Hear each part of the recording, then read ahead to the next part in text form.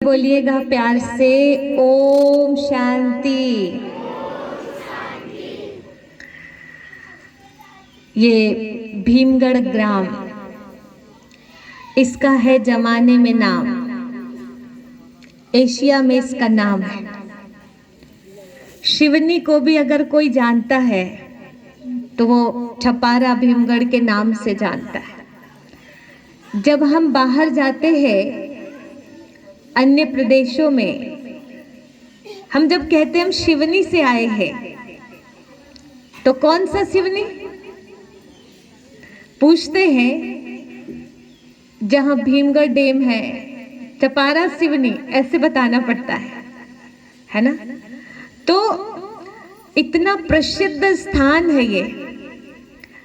इस भीमगढ़ का नाम महाभारत में है। कैसे? भीमगढ़, जो भीम शब्द जो है, भीम पहले ये कहाँ है? कहाँ है? भीम माना क्या? पांडव, 5 पांडव में से एक भीम है ना। तो ये भीम का गढ़ है, समझा? ये गांव जो है वो क्या है? भीम का गढ़ है। तो अब ये चेक करना, महाभारत की कथा सुनाने आए हैं हम आपके पास में, तो ये चेक करना है कि हम तो बताएंगे भीम माना होता क्या है, लेकिन भीम का गढ़ जहां है तो वहां पर अब हम खोजेंगे भीम कहाँ है। ठीक है? कहाँ है वो भीम, कहाँ छिपे हैं? और उस समय 5 लोगों ने संपूर्ण कौरवों पर विजय प्राप्त कर लिया। तो जहां भीम का गढ़ है वहां तो क्या कर जाएंगे? सोचो आप, यहाँ के केवल भीमगढ़ के लोग क्या कर जाएंगे? बहुत कमाल कर जाएंगे। पूरी दुनिया से आसुरी शक्ति को हटाने के निमित्त बन सकते हैं, है ना। एशिया का एक पहला बांध है जो मिट्टी का बना है, भीमगढ़ डैम, है ना। तो कहाँ कहाँ नाम है इसका, इसीलिए ऐसा मन में विचार आता है, अभी गांव को घूम कर भी देखे तो एक ख्याल आता है कि यहाँ पर श्रद्धा भावना भी, लोगों की श्रद्धा भावना भी देख करके लगता है कि भगवान के प्रति अथाह प्यार है यहाँ के लोगों के अंदर में। दूसरी बात, उसका प्रत्यक्ष प्रमाण कि यहाँ पर अभी ब्रह्मा कुमारी संस्थान के लिए हमारे सोनी जी ने मकान अपना दे रखा है, खास इसी के लिए बनवाया और उसे दे रखा, जबकि घर में 2 बच्चे हैं उनके, बहू बेटा 2 हैं। उसके बाद भी अब कितना कंजस्टेड है, मैंने देखा नीचे भी, लेकिन उसके बाद भी ऐसे भी सोच सकते थे कि एक ऊपर रहे एक नीचे रहे, थोड़ा फ्री होके तो रहे, लेकिन वो सब भी बड़े अच्छे से राजी हैं, कैसे भी करके एडजस्ट कर लेंगे, लेकिन पहले भगवान के लिए स्थान बनाओ ताकि उनके माध्यम से सेवा हो। ये भाव जिनके अंदर आए, ये भीमगढ़ की माटी का प्रभाव है। यहाँ के सम्मानीय भारती जी, मैं पिछले बार आई थी तब हमने ऐसे मिले भी थे, उनकी भी चर्चा दूर दूर तक है। यानी ये एक साधारण स्थान नहीं है, ये बहुत उच्च कोटि का स्थान है, इसका जमाने में नाम है। और यहाँ पर इन्होंने भगवान को अपने घर में मुकाम दिया है। तो आप सोचो कि यहाँ के जो सत्संग हुए हैं, अब तक भक्ति हुई है, पूजा पाठ किया है, उसका प्रभाव ही तो है ये, और क्या है। नहीं तो भगवान के, वो आप जानते हैं, भाई भाई को सुई की नोक बराबर जमीन नहीं देता था। महाभारत इसीलिए तो खड़ी हुई थी। तो जहां त्याग का भाव आता है वहां पर महाभारत नहीं, उसे रामायण कहते हैं। तो यहाँ पर जो है श्री राम के नारे भी लगते हैं, लेकिन श्री राम के आदर्श भी दिखाई देते हैं। तो हम सभी को इन कथाओं के माध्यम से क्या करना है? अपने जीवन को सब अधिकांश लोगों में वो लक्षण दिखाई दे रहे, लेकिन अब हम सबके सबको अपने जीवन में जो क्वालिटी है, जो विशेषता है, उसी के माध्यम से भगवान के कार्य में आगे बढ़ने की प्रेरणा लेनी है और इस धरा को स्वर्ग बनाना है। आप सोचते होंगे आप ये कथा कर रहे हैं, इसके पीछे आपका उद्देश्य क्या है? तो सुनिए ध्यान से, इस कथा के पीछे हमारा मूल उद्देश्य है, उद्देश्य समझ में आएगा तो आगे का कार्य बहुत अच्छा होगा। हर एक मानव के अंदर देवत्व को जगाना, ये पहला लक्ष्य। दूसरा, घर घर को मंदिर बनाना, और तीसरा, इस धरा को स्वर्ग बनाना, और चौथा, अपने भारतवर्ष को विश्व गुरु की उपाधि फिर से दिलाना। ये इस कार्यक्रम का उद्देश्य है। इसमें हम ये नहीं बोलेंगे कि आप सब सफेद कपड़ा पहन लो, ब्रह्मा कुमारी से जुड़ जाओ, हम ये बात करने बिल्कुल नहीं आए। हम जो भी है, चाहे कोई भी संस्था से जुड़े हैं, कोई भी धर्म से जुड़े हैं, कोई भी वर्ण के हैं, कोई भी जाति के हैं, हम सब मिल करके जो चर्चा करेंगे वो ये करेंगे कि हमारा देश कैसे विश्व गुरु बने। अगर हम इसी बातों में लगे रह जाएंगे कि मैं ओम शांति वाली, वो फलाने फलाने वाले, ये सब में रह जाएंगे, तो हम आपस में लड़ते रह जाएंगे और कभी भी अपने भारत को इतने ऊंचे स्थान पर ले जाकर खड़ा नहीं कर पाएंगे, है ना। इसीलिए हम सबको जो जहां पर है, जैसे है वही रहो, लेकिन हमें आपस में मानवता दिखानी है और एक दूसरे के साथ प्रेम युक्त व्यवहार करना है और घर घर को मंदिर बनाना है। अब कैसे बन जाएगा घर घर मंदिर? जिस घर में वैष्णो का प्रयोग होता हो, जिस घर में वासना की अति हो, जिस घर में मांसाहार चल रहा हो, क्या ऐसा घर मंदिर बन सकता है? हाँ?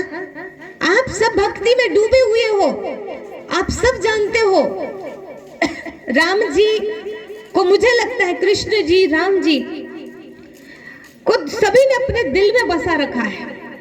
और मुझे लगता है अभी राम मंदिर बन गया, अब उद्घाटन होना है। अभी होना है, नहीं उद्घाटन कब होना है? खुशी है उसकी? अब ऐसे नाम लेते ही सबके चेहरे पे मुस्कुराहट आ गई, है ना। अच्छा ये बताइए कि मंदिर तो बना डाला हम सबने मिलके, बनाया नहीं बनाया? सभी ने सहयोग किया उसे बनाने में, सबको खुशी थी, बेहद खुशी। ऐसा बन गया है अयोध्या की देखते बनेगा। ये सब क्यों तैयारी चल रही पता है आपको? ये सब इसलिए चल रही है कि बस अब रामराज आया कि आया। अब इस धराधाम में कन्हैया जी आए के आए, मतलब हर एक बालक मोहन और हर एक बाला राधा के समान हो जाएगी और बच्चा बच्चा राम की तरह होने वाला है। ऐसा समय आने वाला है, भक्ति भी बढ़ रही है, पूजा पाठ बढ़ रही है, श्रद्धा भावना भी भगवान के प्रति अथाह बढ़ रही है। अभी क्या है, हमें ज्यादा बाहर क्या दिखाई, बुराइयां ज्यादा दिखाई देती है, वो भी बढ़ रही है, लेकिन अच्छाइयां भी बहुत बढ़ रही है। लोग तपस्या कर रहे हैं, साधना में जुट गए हैं और गंदी चीजों को त्याग करने में अब देरी नहीं कर रहे हैं, क्योंकि सबको समझ में आ चुका है कि इन सब से जिंदगी बर्बाद ही होती, इनसे आबाद नहीं हो सकते हम। तो बहुत जल्दी परिवर्तन आना है। तो आपको क्या लगता है, जहां पर ज्यादा भ्रष्ट लोग रहेंगे उसका विनाश करना पड़ेगा, और जहां पर राम जैसे मर्यादित लोग रहेंगे तो वही स्थान मंदिर बन जाएगा। अब आप मुझे बताइए कि आप अपने स्थान को मंदिर बनाना चाहते हैं, इसको स्वर्ग बनाना चाहते हैं कि इसको विनाश में खत्म करवाना चाहते हैं? बोलो, क्या करना चाहते हैं? स्वर्ग की स्थापना होगी और नरक का विनाश होगा, और राम राज्य की स्थापना होगी और रावण राज्य का विनाश होगा। ठीक है, तो अब मुझे ये बताइए आप कि आपको इस स्थान की स्थापना अच्छे से हो जाए ये चाहते हो कि इसका विनाश हो जाए ये चाहते हो? स्थापना हो, लेकिन यहाँ पर रावण नहीं होंगे, सब राम बन जाएंगे, तो बस राज तिलक करने की देरी है, और रावण होंगे तो उनको खत्म करना पड़ेगा, क्योंकि मंदिर बन गया, राम जी आ गए, राम जी प्रकट होने हैं अब, और अब रावण बचेगा नहीं। तो रावण कहाँ है पहले ये चेक किया जाए। उधर लंका में है क्या? हाँ, रावण कहाँ है? कंस कहाँ है? सब के सब हमारे अंदर बैठे हैं। कौरव कहाँ है? सब हमारे अंदर बैठे हैं।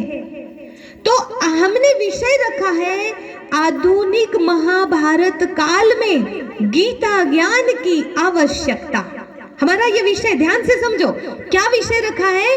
ये महाभारत काल जो 5000 साल पहले था, वो ही महाभारत काल आज वर्तमान समय दिखाई दे रहा है। ये मैं नहीं कह रही हूं, ये दुनिया के हर एक व्यक्ति के अंदर से ये बात निकल रही। कैसे निकल रही? आज हर एक के मुख से ये निकलता है कि बस महाभारत युद्ध छिड़ा की छिड़ा। बोलते कि नहीं बोलते? ऐसे क्यों बोलते? क्योंकि प्रत्येक देश जो है युद्ध के लिए तैनात हो गया है। अभी यूक्रेन मशीनों में मिसाइल को सेट करके रख लिए हैं, प्रत्येक देश ने, हमारे देश ने भी रख लिया है। ठीक है, जो पढ़ते होंगे ये सब चीजें वो जानते हैं। ठीक है, अब ऐसी कंडीशन में हम लोग अगर कहें कि मुझे क्या करना है इन चीजों से, अपने घर में भोजन बनाओ, खाओ पियो, आराम से रहो, इसमें यही तो जिंदगी, और क्या है? क्या हो रहा बाहर, हमें क्या मतलब? नहीं, हमारी जिम्मेवारी है। कौन सी जिम्मेवारी है? अपनी अकेले, हम अकेले नहीं हैं, हमसे पूरा देश है। भारत की वैल्यू बढ़ाना है, राम राज्य लाना है और इसको विश्व गुरु बनाना है, तो भारत का एक एक व्यक्ति की जिम्मेवारी है वो अपने आप को तैयार करे। ठीक है, जब दूसरा युद्ध चल रहा था उस समय स्वतंत्रता सेनानी जो थे ना, वो कौन थे? साधारण लोग थे। वो कूद पड़े और उन्होंने देश के लिए संपूर्ण कुर्बानी दी। अब समय हम लोगों के साथ ऐसा ही आया है। ये आधुनिक महाभारत काल में हम सभी को गीता ज्ञान को जीवन में धारण करना पड़ेगा। बोलिए, आप धारण करने को तैयार हैं? श्रीमद् भगवद गीता को कौन कौन मानते हैं? हाथ उठाइए, अच्छे से उठाइए, आधा नहीं पूरा उठाइए। सभी मानते हैं? अच्छा, राम जी को कौन कौन मानते हैं? और कन्हैया जी को? सभी मानते हैं? कोई नहीं मानने वाले इधर? सभी है। ठीक है, हम लोगों को तो, ब्रह्मा कुमारियों को तो ये बैज लगा रखा है, ये इसमें ये देवी देवता पूरे रखे पड़े हैं, इनको लेके चलो। और लेके चलो मतलब ध्यान रहे कहीं ऐसी जगह नहीं बैठना, क्योंकि ये आपने लगा रखा है। ऐसी चीजें नहीं खाना, क्योंकि आपने लगा रखा है। ये बैज हम क्यों लगाते हैं? कई लोगों के मन में आता होगा क्या लटका के रख लेते हैं? ये हमें रोकता है गलत जगह जाने से, गलत चीज खाने से, गलत व्यवहार करने से रोकता है। ये यहाँ जो मंदिर में मूर्ति है वो मूर्ति यहाँ है, राधा कृष्ण लक्ष्मी नारायण, ये हमारा लक्ष्य है। हमें इनके जैसा बनना है। हे नर ऐसी करनी करो जो श्री नारायण बन जाओ, हे नारी ऐसी करनी करो जो श्री लक्ष्मी बन जाओ। तो अभी क्या करना हम सबको? जब गीता से प्यार है, रामायण से प्यार है, राम जी से प्यार है, तो इनके लिए क्या कहते हैं? जो हमसे टकराएगा, आगे वाला क्या बोलते हैं? चूर चूर हो जाएगा, मिट्टी में मिल जाएगा, ऐसे बोलते ना। तो हम अपने धर्म के लिए कुछ भी करने को तैयार है ना, है कि नहीं है? तो श्रीमद् भगवद गीता का क्या करना होगा हमें? सुनिए, यहाँ दुनिया में अहंकारी बहुत है, दुराचारी बहुत है, अत्याचारी बहुत है। ऐसे समय में हमको क्या करना है? एक बात को ध्यान से सुनिए, अहंकारों के बीच अपने स्वाभिमान को जिंदा रखना होगा। और भीड़ लगी हो जहां सांपों की, वहां स्वयं को चंदन बनना होगा। और रोने धोने से जीते नहीं जाते महाभारत। अगर जीतना है महाभारत और रोकना है चीरहरण, तो श्रीमद् भगवद गीता का अपने जीवन में अभिनंदन करना होगा, अपने जीवन में अभिनंदन करना होगा। ठीक है, अगर आज हम चाहते हैं महाभारत ना हो, महाभारत सा युद्ध ना हो अन्याय की कोई बात, तो चलो हम हो ले उसके साथ जो करे कृष्ण के जैसी बात। ठीक है, अब किसके साथ बोले? जो कन्हैया जैसी बात करे। तो कन्हैया ने क्या कह दिया उसको सुनना जरूरी है कि नहीं? पर एक होता है सुनना और एक होता है धारण करने के लिए सुनना। गांव में कथा चल रही है तो सुन लेते हैं एक विचार। दूसरा विचार कि अब इस बार हम कथा सुन करके जिंदगी को बदलेंगे, धारण करेंगे ही करेंगे, इस लक्ष्य के साथ बैठेंगे। वो क्या करेंगे?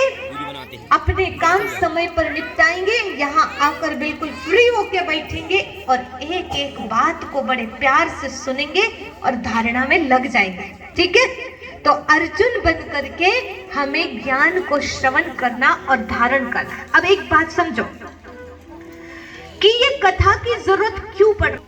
एक बात तो हमने बता दिया कि यहाँ पर कुछ दुनिया में लक्षण ही महाभारत वाले दिख रहे हैं।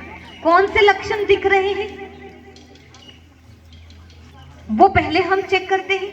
महाभारत वाले हैं पर कैसे, थोड़ा सा समाज में नजर डाल के देखते हैं। क्या आज का समाज वो 5000 वर्ष पहले जैसा हो गया है? तो इसके लिए महर्षि वेदव्यास जी ने जब महाभारत की रचना कर दी, तो महाभारत की रचना करने के बाद में ये महाभारत, उस टाइम उसको जय महाकाव्य कहते थे, ये महाकाव्य को समर्पित किया।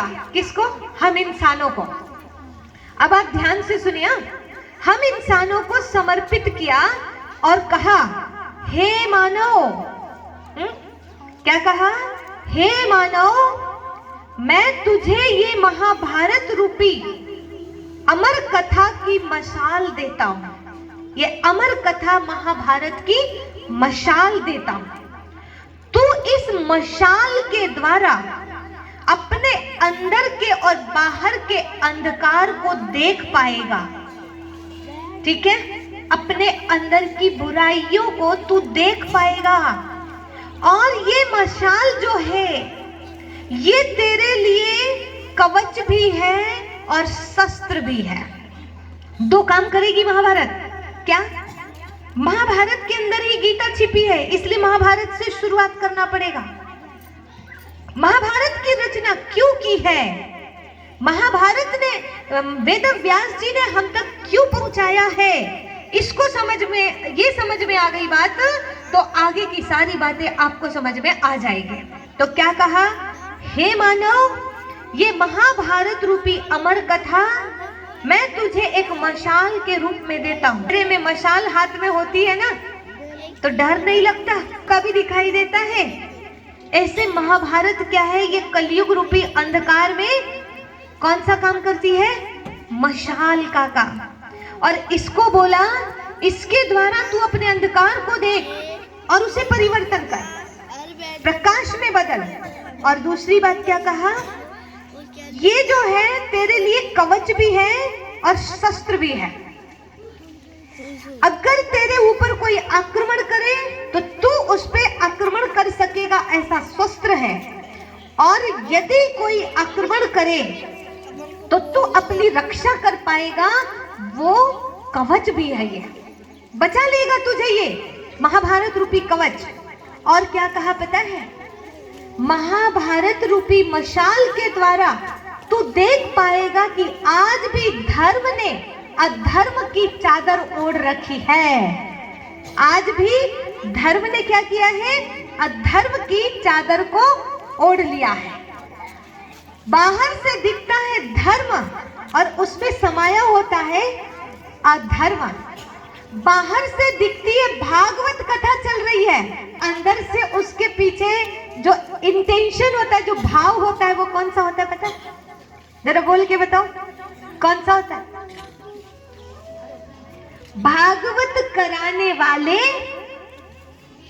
के अंदर में भी अधर्म का चादर दिखाई पड़ता है। कैसे दिखाई पड़ता है कि हमें लग रहा है धर्म कर्म हो रहा है, परंतु उस धर्म के पीछे भी लोभ जाग जाता है, अधर्म आ जाता है बीच में, लोभ आ जाता है बीच में। इसीलिए आज के समय में ये समझने की बेहद आवश्यकता है। ये महाभारत के द्वारा देख पाओगे कि आज भी ऐसे द्रोण हैं जो एकलव्य के अंगूठे काट रहे हैं, जो अपने हैं उनको आगे बढ़ाएंगे और जो अपने नहीं है उनकी टांग खींचने के निमित्त बन रहे हैं। आज भी ऐसे द्रोण इस धराधाम पर हैं और ऐसे द्रोण और भीष्म के बीच में भी द्रौपदी चीरहरण हो रहा है। द्रौपदी चीरहरण का मतलब क्या है पता है? वो फिर भी मौन है। उसका मतलब ये नहीं कि साड़ी खींच रहे बस, इसका मतलब ये है किसी एक का अपमान होते हुए सामने वाला समझदार व्यक्ति भी मौन है, चुपचाप देख रहा है। कई तरह का अपमान होता है समाज में और फिर भी व्यक्ति शांत बैठा है, चुपचाप है, बोलने की हिम्मत नहीं है उसकी। आपको पता है कर्ण जो था ना, कर्ण, तो वो कर्ण जो है लास्ट टाइम पे पूरी तरह पराजित हो गया। लास्ट टाइम पर पूरे जिंदगी भर की विद्या जितनी हासिल की थी उसने, वो पूरी की पूरी विद्या रखी की रखी रह गई, उसके काम नहीं आई। क्यों नहीं आई पता है आपको? लास्ट टाइम में जब अर्जुन कर्ण को बाण चलाने लगे कर्ण के ऊपर, तब कर्ण चिल्लाते हुए केशव से कहते हैं, केशव आपके होते हुए ये अन्याय क्यों? जब मेरा रथ जो है उसका पहिया गड्ढे में धंसा हुआ है, मैं उसे निकाल रहा हूं और फिर भी अर्जुन मुझे बाण मार रहा है और आप उसे मारने दे रहे हो, ये अन्याय क्यों कर रहे हो? उसी समय केशव ने कहा कि हे कर्ण, मैं तुझे याद दिलाऊं तेरे कर्म, पहले के सारे कर्म याद दिलाऊं, तेरे पाप याद दिलाऊं। उन्होंने एक एक बात याद दिलाया कि आज तेरी सारी सिद्धि कहां गई? तू रथ को क्यों नहीं निकाल पा रहा है? पहिया क्यों नहीं निकाल पा रहा है? आज तू निहत्था होके क्यों बैठा है?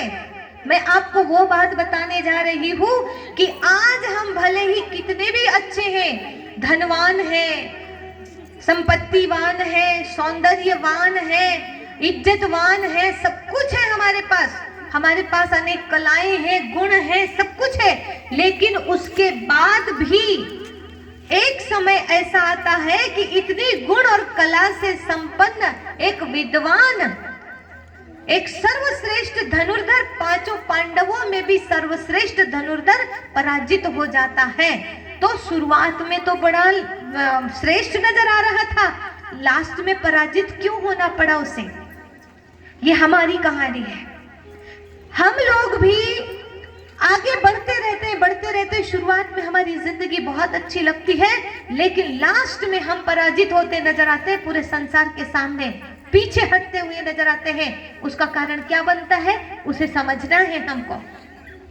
ये महाभारत हमें तुरंत जागरूक कर देगी। ये महाभारत हमें, हमारे माइंड को, जैसे कि ताला लगा था, चाबी लग जाएगी, खोल देगा, ताला खुल जाएगा। महाभारत ऐसी चीज है, इसको साधारण मत समझना आप। तो केशव ने कहा, कर्ण, पिछले बार भी तो तेरा, जब मैं पहली बार तुमसे मिला था उस टाइम भी तो तुम्हारा रथ जो है वो गड्ढे में धंसा था, उसी टाइम में तो मैं मिला था तुमको, उस टाइम तो तुमने निकाल लिए थे, आज क्यों नहीं निकाल पा रहे हो? याद है तुम्हें वो उस व्यक्ति का श्राप, उस ऋषि का श्राप, जिसकी गाय को आपने मारा था और उसका बछड़ा तड़प रहा था अपनी मां के लिए? उस समय उस ऋषि ने श्राप दिया था कि जिस तरह ये बछड़ा तड़प रहा है, इसी तरह इसी भूमि में तुम्हारा रथ का पहिया धंसेगा और उसे वो मेन मौका रहेगा आपकी जिंदगी का और निकाल नहीं पाओगे तुम और वहीं पर पराजित होगे। एक श्राप ये याद कर लो तुम्हारा। दूसरा क्या, तुम्हारे गुरु परशुराम का श्राप याद कर लो। तुम झूठ बोल के विद्या अर्जित किए थे ना, झूठ बोल के विद्या अर्जित। उन्होंने कहा था मैं ब्राह्मण को ज्ञान देता हूं और उन्होंने कहा ठीक है मैं ब्राह्मण हूं, जबकि अपने बारे में कोई पता ही नहीं है उनको, सूत पुत्र कहलाते हैं, और बोल दिया ब्राह्मण हूं। तो इसीलिए कहा कि तुमने झूठ बोल करके ज्ञान प्राप्त किया। इंसान क्या करता है पता है, कंपटीशन का जमाना है, कहीं भी झूठ बोल के कुछ भी करके रिश्वत देके अपने आप को आगे बढ़ाने की सोचता है, लेकिन बढ़ तो जाता है पर लास्ट में वो विद्या उसे काम नहीं पड़ती है, उसे पराजित होना पड़ता है। अब चेक करो, चलो सभी निरीक्षण करो अपना। महाभारत काल ये भी है और महाभारत काल वो भी था। अभी हमको चेक करना है, क्या चेक करना है, मेरे अंदर ये गड़बड़ तो नहीं है, क्योंकि लास्ट में उन्हीं की पराजय होगी जो पाप को लेके बैठे हैं, गलतियां कर करके बैठे हैं। तो अब चेक करिए सभी, क्या कि मैं ऐसी कोई गलती तो नहीं कर रहा हूं कर्ण की तरह। क्या क्या गलती किया उन्होंने, एक तो झूठ बोला, एक तो वो गाय जो तड़प रही है, गाय का बछड़ा जो तड़प रहा है, धोखे से भी मारा। तो आज के समय में धोखे से भी हमसे गलतियां अगर हो जाती है, उसका भी परिणाम हमें भोगना पड़ता है, और उसका प्रायश्चित अगर पहले नहीं किया तो बाद में भोगना पड़ता है। पहले के जमाने में कर्म का परिणाम नहीं भोगना है तो पहले ही प्रायश्चित कर लेते थे, घर बार छोड़ देते थे। जैसे पांडु से भी ऋषि और ऋषि पत्नी मारे गए थे भूल से, धोखे से। तो उन्होंने अपने राजपाट का त्याग कर दिया, भाई के हवाले कर दिया और कुछ समय के लिए बाहर चला गया तपस्या करने के लिए। पहले के लोग ऐसे होते थे। माता सीता के लिए बताते हैं, उन्होंने एक बार राम जी के ऊपर थोड़ा सा शक कर लिया। जब राम जी, सीता जी चली गई थी, वनवास फिर से हो गया था, राम जी महल में थे और उन्हें यज्ञ करवाना था। उस समय यज्ञ के टाइम उनको पत्नी चाहिए थी और पत्नी तो उधर है वाल्मीकि जी के आश्रम में। अब क्या किया जाए, पत्नी के बिना यज्ञ में कैसे बैठेंगे। तो जैसे पता चला, किसी ने आके बता दिया सीता जी को कि शादी कर रहे राम जी। उनके मन में संकल्प आया, आपने तो एक पत्नी व्रत लिया था कि मैं दूसरी शादी कभी नहीं करूंगा, शादी के दिन ही मुझे पहली बार आपने ये मेरे से प्रतिज्ञा की थी। मन में सोचा आपने ऐसा कैसे कर लिया, कैसे कर सकते हो ना, अंदर में व्यर्थ संकल्प चल गए उनके लिए। और बाद में पता पड़ा कि राम जी ने सोने की सीता स्थापित करके यज्ञ पूर्ण किए, परंतु दूसरी शादी नहीं की। अब ये बात भी सीता जी को बाद में पता चली, तो उस समय उन्होंने कहा मैंने बोला नहीं, लेकिन मेरे मन में ये संकल्प राम जी के लिए उल्टे सुलटे आ गए कि वो जब प्रतिज्ञा कर लेते हैं तो उसके सिवाय दूसरे काम नहीं करते, प्रतिज्ञा तोड़ते नहीं है। लेकिन मैंने ऐसा क्यों उनके लिए बुरा सोच लिया कि शादी कर लिए, ऐसे हैं वैसे हैं, जो भी सोच लिया। तो उसके लिए उन्होंने एक यज्ञ रचा और वही 108 कमल के फूल ला करके वो पश्चाताप वाला यज्ञ था। पूरा टाइम उन्होंने यज्ञ में दिया, ये गलत सोच लिया उसके लिए। ये हमारे शास्त्र हमको कुछ सिखाते हैं। हम कितना सारा गलत सोच लेते हैं अपने पति के लिए, अपने बच्चों के लिए, अपनी पत्नी के लिए, भाई बहनों के लिए, माँ बाप के लिए, क्या क्या सोचते रहते हैं। कभी कभी साधु संतों के लिए, किसी के लिए भी गलत सोचने लग जाते हैं। और ये जो सोच रहे हैं उसका परिणाम तो मिलेगा, लेकिन हम उसका पश्चाताप बैठ के कभी करना भी नहीं चाहते हैं। इसलिए तो कहते हैं कि कम से कम सुबह शाम का टाइम जो है आप क्या करो, एक एक घंटे का टाइम निकाल के ध्यान करने के लिए, पश्चाताप के लिए, अपने पापों को धोने के लिए निकाल लो। उसके बाद भी लोग कहते हैं कि हमारे पास फुर्सत नहीं है।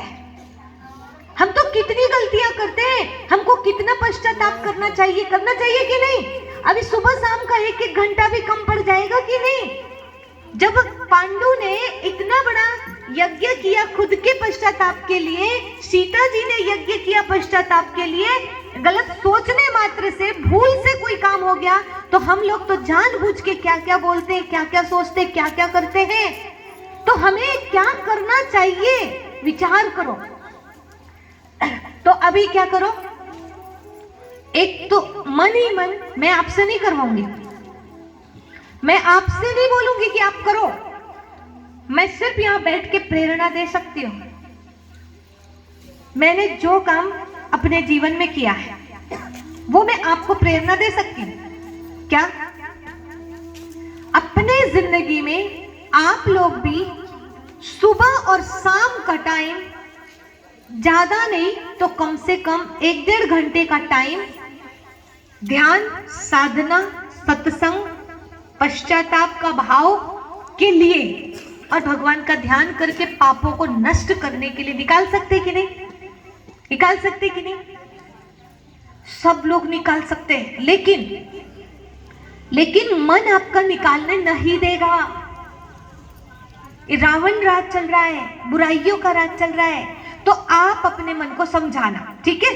क्योंकि हमसे बहुत सारी गलतियां होती हैं। ऐसे ही कर्ण ने गलती की। कौन सी गलती की फिर? एक तो झूठ बोला, एक तो गाय के बच्चे को मारा, गाय को मारा। दूसरा, जब द्रौपदी का चीरहरण हो रहा था उस समय उसने चुपचाप देखा, और देखा ही नहीं, अब शब्दों का प्रयोग भी कर लिया संगत के कारण। संगत के कारण सुनो, किसी के साथ अत्याचार हो रहा है, ठीक है, वो उनके कर्म का फल है ना? कि ठीक है, द्रौपदी ने अंधे की औलाद अंधे बोल दिया था, उसका कर्म का फल वो भोग रही है। लेकिन हम इंसान हैं, हमारे अंदर मानवता होनी चाहिए। हम उस समय मदद कर सकते थे। आपका दोस्त था दुर्योधन और दुशासन मित्र था। आप एक हुंकार लगाते कि यदि तूने अब साड़ी को छुआ तो मैं अब भी तुझे त्याग कर देता हूं, वो तुरंत छोड़ता कि नहीं? क्या इतना सा नहीं बोल सकता था कर्ण? इतना विद्वान, इतना ज्ञानी, इतना दानी होने के बाद भी तो याद दिलाया केशव ने कि कर्ण, मुझे दोषी मत ठहराओ, होश हवास में आ जाओ और याद करो अपने पापों को। बोलते मैंने कौन सा पाप किया? क्या परिवर्तन की आस रखना ये पाप है? मैं तो परिवर्तन की यात्रा कर रहा था। बोले नहीं, परिवर्तन की चाहना हर किसी को रखना चाहिए। तो बोले क्या मैं अपनी योग्यता को सिद्ध कर रहा था, ये मेरा पाप था? तो केशव कहते ये भी पाप नहीं है, अपनी योग्यता को तो प्रदर्शन करना ही चाहिए। तो फिर मैं अपनी योग्यता दुनिया को दिखाने जा रहा था कि मैं अर्जुन से भी अधिक श्रेष्ठ धनुर्धारी हूं। तो आपने फिर मेरे साथ ऐसा क्यों होने दिया अन्याय? जब मैं अर्जुन से अधिक श्रेष्ठ धनुर्धारी हूं तो दुनिया के आगे अर्जुन को श्रेष्ठ धनुर्धारी क्यों सिद्ध किया? तो क्या कहा पता है? अर्जुन कोई कंपटीशन नहीं कर रहा था। कर्ण, अर्जुन को गुरु जो शिक्षा दे रहे थे वो ग्रहण कर रहा था, लेकिन तुम्हारे अंदर जो भावना थी वो प्रतियोगिता की भावना थी, प्रतिस्पर्धा की भावना थी। ठीक ही नहीं थी कि मैं अर्जुन से आगे बढ़ के दिखाऊंगा। जब द्रोण ने बोला कि मैं तुझे ज्ञान नहीं दूंगा, मैं केवल राजकुमारों को, क्षत्रिय पुत्रों को ही ज्ञान दूंगा और तू सूत पुत्र, तुझे ज्ञान नहीं दूंगा, तब क्या बोला था उन्होंने? ठीक है, अब मैं जाता हूं तुम्हारे गुरु के पास। तुम्हारे गुरु माना द्रोण के भी गुरु कौन थे? परशुराम। और परशुराम के पास जाते हैं वो, और उनसे शिक्षा लेते झूठ बोल के, ठीक है। तो झूठ बोल के शिक्षा लिया और यहाँ पर घमंड दिखाया, अहंकार दिखाया। बोले क्या समझ रहे हो द्रोण तुम अपने आप को, मैं तुम्हारे गुरुजी से जाके मिल जाऊंगा और वहां जाकर के अपनी योग्यता को सिद्ध करके दुनिया के आगे प्रदर्शित करूंगा और अर्जुन से आगे जाके दिखाऊंगा। अब ध्यान से सुनना, बच्चे भी हो, युवा भी हो, कोई भी हो, कभी भी कंपटीशन के भाव से पढ़ना नहीं चाहिए। स्कूल कॉलेज में भी इसका ध्यान रखो, समाज में भी, दुकानदारी में भी इसका ध्यान रखो। उसकी दुकान से बड़ी दुकान करनी है, उससे आगे जाना है, उससे आगे जाना है, ये सब चीजें खत्म कर दो। आप अपनी क्षमता के आधार पर अपना पुरुषार्थ करो, किसी व्यक्ति को टारगेट नहीं बनाओ। इससे ये ईर्ष्या है, ये जलन है जो हमें बहुत कुछ बुरा करा सकती है। स्टूडेंट भी एक दूसरे की डायरी चुरा लेंगे, उसको आगे ना बढ़ने दे तो पता नहीं क्या क्या करते रहते हैं। मर्डर तक कर दिया है स्टूडेंट्स ने, पता है आपको, कि ये आगे बढ़ रहा है और ये स्कूल में नंबर 1 मुझे ही आना है। बहुत सारी घटनाएं ऐसी घट रही है। इसीलिए कर्ण और अर्जुन में अंतर क्या है? अर्जुन गुरु आज्ञा अनुसार पढ़ाई कर रहा है और कर्ण अर्जुन को टारगेट बना के पढ़ाई कर रहा है कि मुझे इससे आगे जाना है। तो आपकी विद्या समाज कल्याण के लिए है कि किसी के आगे जाने के लिए है? बोलो। हाँ, हम जो कुछ प्राप्त कर रहे हैं वो किसी से आगे जाने के लिए कर रहे हैं कि समाज कल्याण के लिए कर रहे हैं? समाज कल्याण के लिए अगर है तो हम पास हैं, ठीक है। तो केशव ने याद दिलाया, कर्ण तुम्हारे अंदर जो द्रौपदी का अपमान करने का भाव था, उसको पता है उन्होंने भरी सभा में गंदे शब्दों का प्रयोग किया। 5-5 की तो वैसी पत्नी हो, एक मेरे मित्र की भी पत्नी बन जाओ। अपशब्दों का प्रयोग किया था उन्होंने, ठीक है। और बाद में वो कर्ण जो है ना, ऐसे शब्दों का प्रयोग किया, अपमान किया, बाद में सिर उठा के नहीं चल पाता था द्रौपदी के आगे। कहता था मैं भगवान का सामना कर लूंगा, लेकिन इस महिला का सामना करने में डर लगता है। क्यों? क्योंकि उसके लिए कटाक्ष भरे शब्द जो मेरे निकल गए थे, और वो भी दुर्योधन की संगत के कारण निकले थे, नहीं तो मैं कभी किसी महिला का अपमान होते नहीं देख सकता। समाज को उन्होंने शिक्षा दिया था कि कभी भी किसी बुरे लोगों की संगत मत करना, क्योंकि मैंने भी बुरे लोगों की संगत करके ऐसे शब्दों का प्रयोग कर लिया। ये भूल मैंने की, तुम लोग ये भूल कभी ना करना, ठीक है।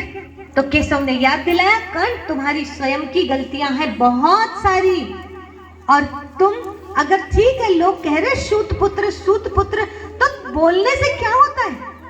तुम अपने आप में महान हो तो किसी के बोलने का असर क्यों पड़ता है तुमको? इस चीज का तुमको ध्यान रखना था। और तुमको द्रोण ने जब बोला तुझे शिक्षा नहीं दूंगा, तो हाथ पैर जोड़ना था और कहना था कि आप ही कोई उपाय बताइए गुरुवर, कि मैं अगर सूत पुत्र हूं तो मेरे लिए कोई उपाय तो होगा ना, कोई तो उपाय बताइए। इस तरह से पूछना था, प्रार्थना करनी थी। वो दयालु होते हैं, वो कुछ ना कुछ उपाय जरूर करते, पर तुमने वहां घमंड दिखाया। तू ज्ञान नहीं देगा तो क्या हुआ, तेरे गुरु से ज्ञान ले लूंगा मैं और सर्वश्रेष्ठ बन के दिखाऊंगा।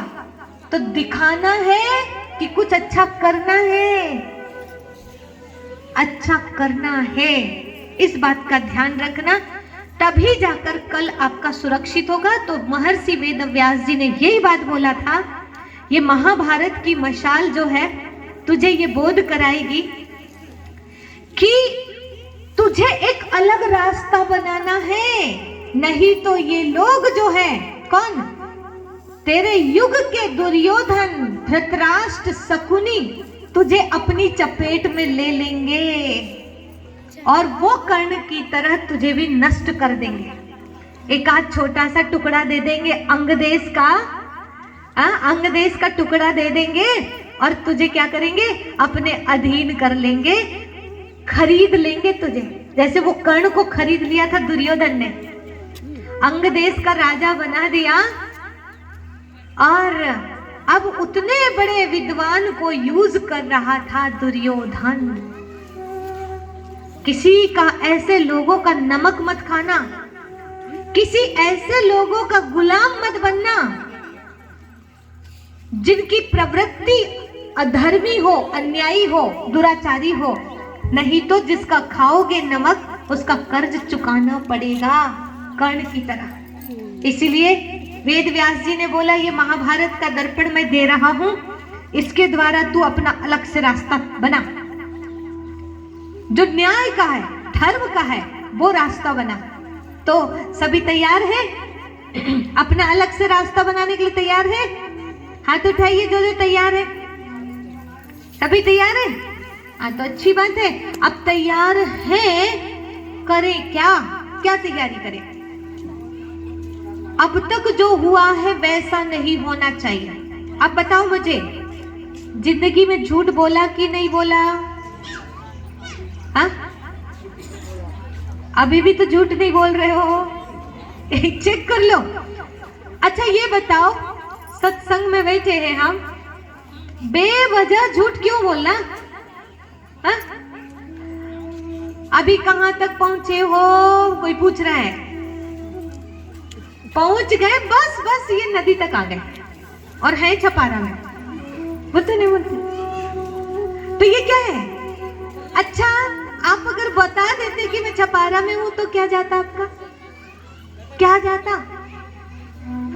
अगर ये नदी तक बताओगे तो वो नदी तक की सोचेगा कि बस आ ही रहे, आ ही रहे। अब इंतजार करेगा वो छपारा से यहाँ आने में, तो इसका तो और माथा खराब होगा कि नहीं? क्या बताना चाहिए?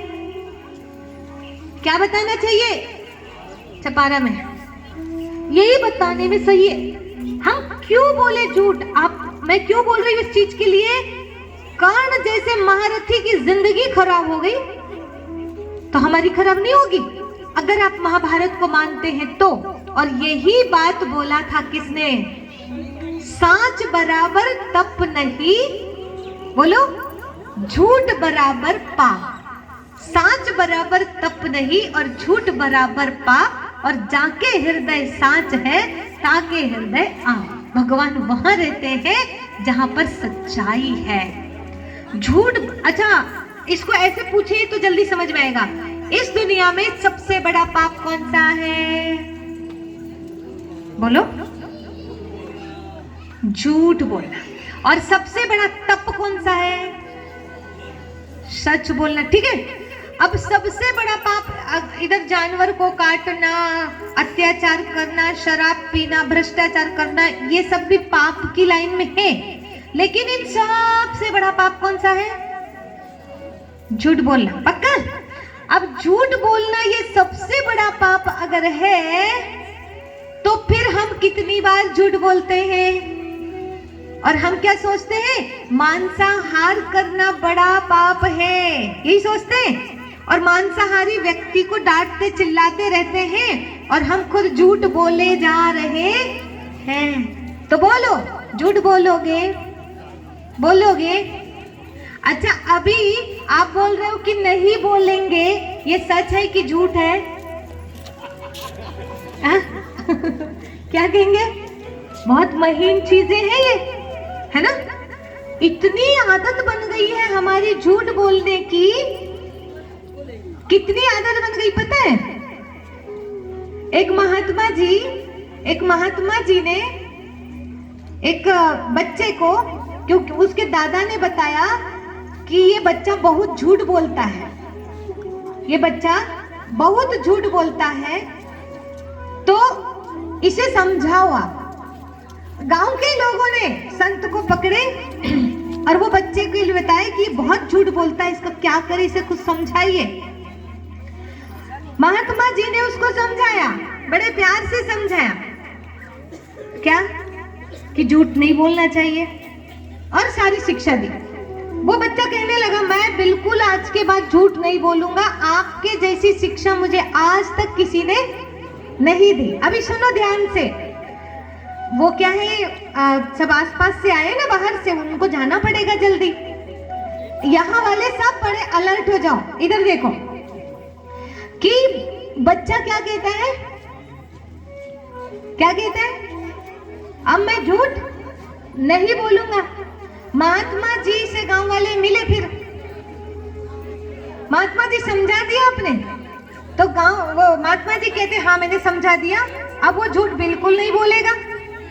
तो महात्मा जी को वो लोग कहते महात्मा जी अभी वो जो बोल रहा है ना झूठ नहीं बोलेगा, वो भी झूठ बोल रहा है। बोले क्यों? बोले उसके बाप दादा से यही चला आया है, वो जो बोलते हैं वो कभी करते ही नहीं है, वो हमेशा प्रतिज्ञा भी करेंगे तो झूठी, हर बात में वो झूठ ही बोलते हैं, संतों के सामने भी आके झूठ बोल देते हैं। तो हम लोग भी जो है ऐसे ही पंडाल में बैठ के झूठ तो नहीं बोल देते। चेक करो, अगर अभी छोटी छोटी बातों में सुधार नहीं करेंगे ना तो ये बड़ी बड़ी बातों में कहां से सुधार आएगा? सही है कि नहीं है? तो इसीलिए अभी सूक्ष्म रूप में चेकिंग करें कि मुझे किसी भी बात में झूठ नहीं बोलना है। आज के टाइम में तो जहां देखो, अगर लड़की देखने वाले भी आए हैं तो, लड़की देखने वाले भी आए हैं तो क्या करते? वहां भी झूठ का सहारा ले लेते। एक ने तो जितना पढ़ी नहीं थी उतना बता दिया, और फिर दिक्कत क्या आई कि जब उतना उन्होंने तो मान लिया पढ़ी होगी, अब तुरंत थोड़े कोई डॉक्यूमेंट्स देखता देखेगा। बाद में शादी के बाद में जब जरूरत पड़ी कागजात की तब मांगा तो कहे अरे कहाँ इतना पढ़ी है साहब। बोले क्यों, मेरे साथ झूठ क्यों बोला? उतना पढ़ाओ तभी वापस भेजना हम आपकी लड़की को, ले जाओ। अब क्या हुआ, एक झूठ का परिणाम देखो। तो इसीलिए ये कथाएं केवल सुनने के लिए नहीं होती है, आज ही यहाँ में से कोई ना कोई तो ये परिवर्तन करेगा, मुझे विश्वास है। हमें नहीं बोलना है छोटी छोटी चीजों में झूठ। कर्ण जैसे, कर्ण की तरह हमें अब क्या करना है, गलती नहीं करना है। ये महाभारत के को लिखने वाले ने बोला है कि तुम लोग कर्ण से दूसरा रास्ता बनाओ, नहीं तो तुम्हें भी समाज इसी तरह से घसीट लेगा अंधकार के रास्ते में। जाग जाओ, ठीक है? तो आज हम सभी न्याय की बात करेंगे, धर्म की बात करेंगे। इस समय में ये महाभारत काल चल रहा है और यहाँ पर वहां पर क्या हुआ था, सुई की नोक बराबर जमीन भी नहीं देना चाहते थे। मकान का एक कोना तो छोड़ो आप, सुई की नोक बराबर जमीन भी नहीं देना चाह रहे थे। इसलिए महाभारत छिड़ी थी। जब समाज में सभ्य लोग रहते हैं, अच्छे लोग रहते हैं, तो उस समय क्या होता है पता है? अच्छे लोग जो होते हैं ना बड़े शांत स्वभाव के होते हैं। उन लोगों को कोई भी कुछ भी बोल देता है, उनसे कोई भी चीज को छुड़ा लेते हैं, उनके अधिकार को भी छीन लेते हैं, अधिकारों से वंचित कर देते हैं, उनकी जमीन भी खींच लेंगे। दो भाई हैं, एक भाई थोड़ा पढ़ा लिखा होशियार ज्यादा है, वो क्या करता है, अपने छोटे भाई की जमीन खींच लेता है, ज्यादा अपने तरफ कर लेता है। अब क्या होता है, जब इस तरह से महाभारत के टाइम में हुआ तो ये सीधे साधे लोग डिप्रेशन में जाने लग गए, लड़ना नहीं चाहते कि भैया तुम देना है दो और नहीं देना तो मत दो।